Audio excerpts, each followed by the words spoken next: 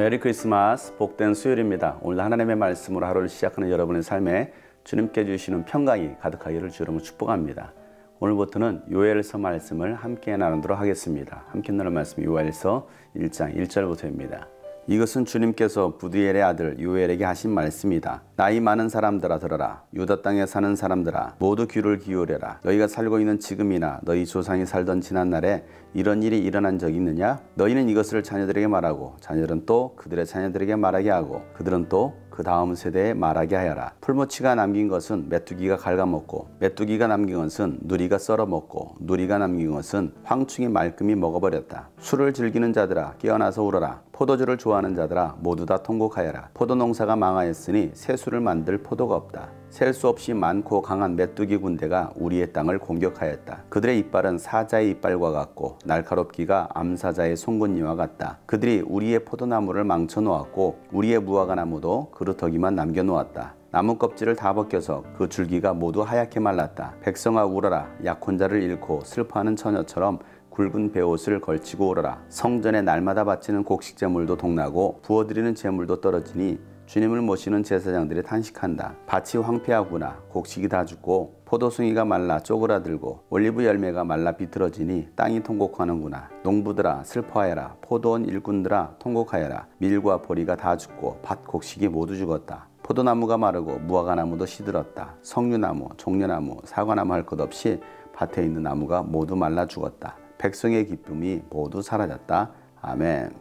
요엘서는 이스라엘 유다 땅에 임한 하나님의 심판에 관한 말씀입니다. 특별히 요엘서는 이스라엘 유다 땅의 심판에 관한 말씀과 함께 앞으로 일어날 주님의 날에 대해서도 말씀하고 있습니다. 하나님께서 심판하실 이 주님의 날은 죄인들에 대한 심판입니다. 죄인들이 심판받는 이 주님의 날은 그들이 슬퍼하고 고통과 눈물의 날일 수 있겠지만 구원받은 자들에게는 그 날이 바로 기쁨의 날이기도 합니다. 우리는 이 주님의 날을 기다리는 사람들입니다. 이 주님의 날이 어떤 사람들에게는 두려움의 날이겠지만 어떤 사람에게는 기쁨과 감사의 날입니다. 여러분에게 있어서 이 심판의 날인 주님의 날은 어떤 날입니까? 오늘 하나님은 요엘을 통하여서 이 유다 땅에 있는 백성들에게 하나님의 말씀을 대언합니다. 주님께서 요엘을 통해서 하신 말씀입니다. 오늘도 하나님은 사람을 통해서 우리에게 말씀해주고 계십니다. 선지자들을 통해서 하나님께서 대언의 말씀을 하신 것처럼 오늘도 하나님은 저를 통해서 또 많은 사역자들을 통해서 하나님의 말씀을 대언하고 계심을 알아야 합니다. 그리고 우리는 그 하나님의 음성을 들을 수 있어야 됩니다. 누가 복 있는 사람입니까? 하나님의 음성을 듣는 자들입니다. 하나님의 음성을 듣고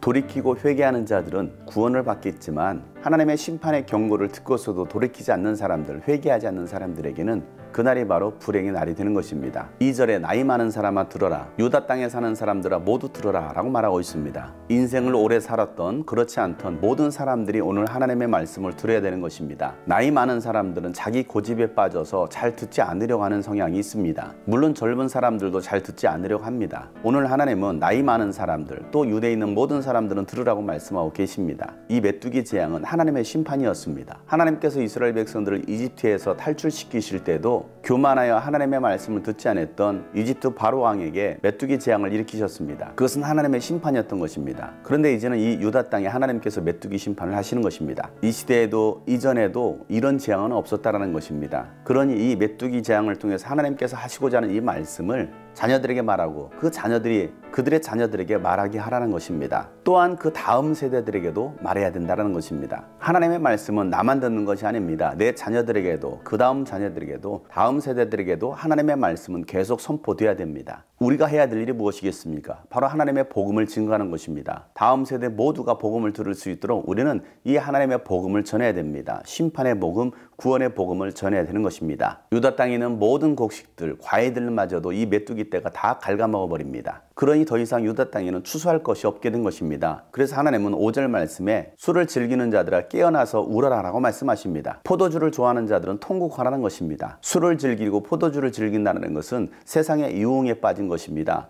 세상의 죄악에 빠진 사람들입니다. 하나님의 말씀을 무시하고 하나님을 등진 채 세상을 즐기는 사람들, 세상의 유흥에 빠져 살아가는 사람들은 통곡하며 회개하라는 것입니다. 깨어나라는 것입니다. 세상이 이와 같이 병들고 타락한 그 모습을 보고서 정신을 차리고 깨어서 회개하라는 것입니다. 이전에도 이런 재앙이 없었다는 것입니다. 어제는 제주도 서귀포에서 4.9 지진이 있었습니다. 올해 65번의 지진이 있었는데 그중 가장 큰 지진이었습니다. 이런 자연 현상을 보면서 우리는 깨달아야 된다는 것입니다. 하나님의 심판의 날이, 주님의 재림의 날이 가까워지고 있음을 우리는 깨달아야 된다는 것입니다. 마지막 때가 되면 곳곳에서 수많은 지진이 일어날 것이라고 말씀하셨고, 기근이 일어날 것이며 전염병이 일어날 것이라고 말씀하셨습니다.